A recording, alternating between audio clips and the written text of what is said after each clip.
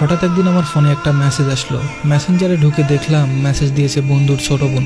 কথা বলার এক পর্যায়ে বলল, ভাইয়া আপনি কি রিলেশন করেন? আমি বললাম হঠাৎ এই কথা জিজ্ঞেস করলে?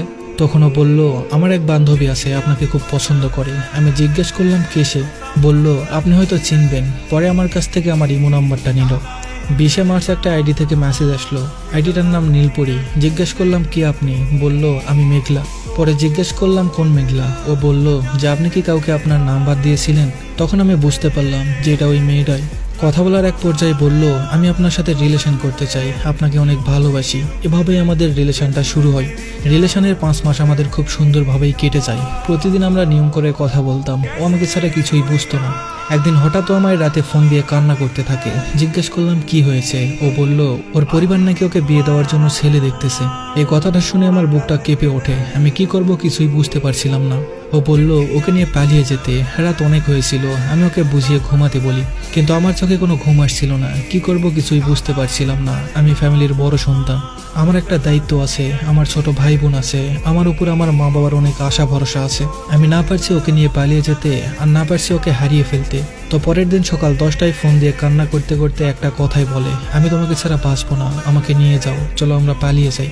আমি শুধু তাকে আশা দিয়ে রাখছিলাম যে যাব, কিন্তু আমি তো ফ্যামিলির জন্য পারছিলাম না। 3 দিন পর ওর বড় আপু ফোন দিয়ে বলল যে তুমি কি মেঘলাকে সত্যিই ভালোবাসো? আমি বললাম হ্যাঁ, সত্যিই ভালোবাসি। পরে ওর বড় আপু বলল, তো বিয়ে করো না কেন? পালিয়ে নিয়ে গিয়ে বিয়ে করো। আমি বললাম আমি সেটা পারছি না, আমার 2 বছর সময় লাগবে। ওর বোন বলল, আমি চাই তোমরা ভালো থেকো, আমার বোনের কান্না আমি দেখতে পারতেছি না। তুমি শুধু এখন কোর্ট ম্যারেজ করে রাখো, কাউকে জানানোর দরকার নেই। যখন তোমার সময় হবে তখন তুমি জানিয়ে দিও। এখানে যত কিছুই হোক, তোমার ভালোবাসার মানুষটা তোমার কাছেই থাকবে সবসময়। আমি অনেক চিন্তা ভাবনা করে পরে রাজি হলাম, কিন্তু এখন টাকা লাগবে। আমার কাছে টাকা নেই, কি করব ভেবে পাচ্ছিলাম না। পরে আমার বন্ধুকে ফোন দিয়ে সবকিছু বললাম। দিনটা ছিল মঙ্গলবার 3 জুলাই 2023। ঠিক করলাম ওই দিনেই বিয়ে করব, কিন্তু কোনো একটা কারণে সেদিন আর হয়নি। তো পরের দিন সকাল 10টায় বাসা থেকে বের হলাম। দুপুরে মেঘলার বড় আপু, আমার বন্ধু আর বন্ধুর বউকে নিয়ে বিয়েটা সম্পন্ন করলাম। আমার বন্ধুকে কাগজপত্র দিয়ে বললাম, বন্ধু কাগজটা সাবধানে রাখিস। বিয়ের 2 দিন পর মেঘলার নানি মারা যায়। ও সেখানে চলে যায়। তার 1 সপ্তাহ পর শুনলাম ওর আম্মু নাকি আমাদের বিয়ের বিষয়টা জেনে গেছে। তো তারপর ওর আম্মু আমাকে বাসায় ডাকলো। আমি অনেক ভয়ে ভয়ে গেলাম। অনেক কথা হলো। আমি বললাম আমার 2 বছর সময় লাগবে। ওর আম্মু বলল ঠিক আছে, সমস্যা নেই। ওনার কথা শুনে কিছুটা টেনশন কমে গেল। সবকিছু ঠিকঠাকই চলছিল। এভাবে প্রায় 6 মাস কেটে যায়। একদিন হঠাৎ করে ও বলল ওকে নাকি দেখতে এসেছে, ছেলেপক্ষকে নাকি ওর ভাই নিয়ে এসেছে। এই কথা শুনে আমি সাথে সাথে মেঘলার আম্মুকে ফোন দিলাম। ওর আম্মু বলল তুমি টেনশন করো না, আমি সব সামলে নেব। এরকম করে প্রায় 6-7টা ছেলেকে তাড়িয়ে দিয়েছে। 1 মার্চ 2024 হঠাৎ রাত 2টার সময় ফোন আসলো মেঘলার আম্মুর ফোন থেকে। আমি বাসায় ছিলাম না, আমি একটা কাজে বাইরে গিয়েছিলাম।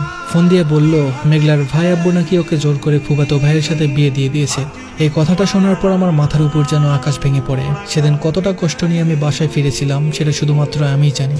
সেদিনের পর থেকে ঘুম নাই, খাওয়া নেই, শুধু কান্না করতাম। আমার পরিবার আমাকে নিয়ে অনেক টেনশন করত। অবশেষে সবকিছু খুলে বললাম সবাইকে।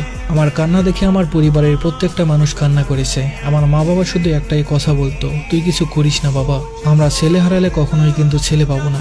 মেঘলার সাথে যোগাযোগ করার অনেক চেষ্টা করেছি, কিন্তু পারিনি। ওর বিয়ের 3 দিন হয়ে গেল, ওর সাথে কোনো যোগাযোগ নেই আমার। হঠাৎ 5 দিন পর মেঘলা আমারে মেসেজ দিয়ে কান্না করতে করতে বলে সবাই নাকি ওকে জোর করে বিয়ে দিয়ে দিছে। ওর আম্মু নাকি একবারের জন্য বলেনি ওর আমার সাথে বিয়ে হয়েছে। ওর আম্মু নাকি ওকে কসম দিয়েছে কিছু না বলতে। আমি বললাম দেখো, যা কিছু হওয়ার হয়েছে, তুমি চলে এসো আমার কাছে। মেঘলা আমাকে আশা দিল যে ও চলে আসবে আমার কাছে। কোনো রকম দিন কাটাতে থাকলাম ওকে পাওয়ার আশায়। একদিন শুনলাম মেঘলার জামাই নাকি সবকিছু জানতে পেরেছে, ওর আগে একটা বিয়ে হয়েছে, তাই মেঘলাকে মেঘলার বাসায় রেখে গেছে। মেঘলার ভাই আব্বু মেঘলাকে আর ওর আম্মুকে নাকি অনেক মেরেছে। এগুলো নিয়ে অনেক ঝামেলা হয়েছিল। পরে ওরা এলাকার কমিশনারের কাছে বিচার দিয়েছে যে আমি নাকি মেঘলার বিয়ে হয়ে গেছে, তারপরেও তাকে ডিস্টার্ব করি ফোন দিয়ে। পরে আমার আব্বু আম্মু কাকাকে নিয়ে গেলাম অফিসে। পরে আমাদের বিয়ের কাগজটা দিলাম কমিশনারের হাতে। কাগজটা দেখে মেঘলার পরিবারকে বলল মেঘলার তো ওর সাথে অনেক আগেই বিয়ে হয়ে গেছে, আপনারা কিভাবে ওর সাথে ঝামেলা না ভেঙে আরেক জায়গায় বিয়ে দিয়েছেন? এখনো যদি মামলা করে আপনারা কি করবেন? মামলা আমি করতে চেয়েছিলাম, কিন্তু আব্বুর জন্য করতে পারিনি। পরে আমার ফ্যামিলি ডিসিশন নিল যে আমায় বিয়ে করাবে। অনেকগুলো মেয়েও দেখিয়েছিল, মেঘলার থেকে অনেক ভালো ছিল তারা, কিন্তু আমার একটাই কথা, আমি বিয়ে করব না। মেঘলাকে হারিয়ে অনেক দিন হয়ে গেল। কিছুদিন আগে শুনলাম ওর নাকি একটা মেয়ে হয়েছে। তখন আমি বিশ্বাস করলাম যে ওই দিন যে ওর ফ্যামিলিরা বলেছিল যে ও 1.5 মাসের প্রেগনেন্ট, কথাটা আসলে সত্যি ছিল। ওর মন একবার চাইছিল আমার কাছে চলে আসতে, আর একবার চাইছিল না, আসবে না। আমি সবসময় চেয়েছি ও ভালো থাকুক, আজও দোয়া করি ও ভালো থাকুক। ভালো থাকার জন্যই তো ছেড়ে গেছে। কিন্তু আমার আজও মনে পড়ে ওই দিনগুলোর কথা। আমি আজও কান্না করি। প্রায় 1 বছর পার হয়ে গেল, তারপরেও ভুলতে পারিনি। সারা জীবনেও হয়তো ভুলতে পারবো কিনা জানি না, তবুও দোয়া করি ভালো থাকুক আমার ভালোবাসা। আমার কাছে নাই বা ভালো থাকুক, যার কাছে আছে আল্লাহ তাআলা তার কাছে যেন তাকে ভালো রাখে। আর কোনোদিন যদি তার সাথে দেখা হয় তাহলে জিজ্ঞেস করব কেন বেইমানি করেছে, কেন ছেড়ে গেছে, কেন বলে না যে তার সাথে আমার আগে বিয়ে হয়েছে।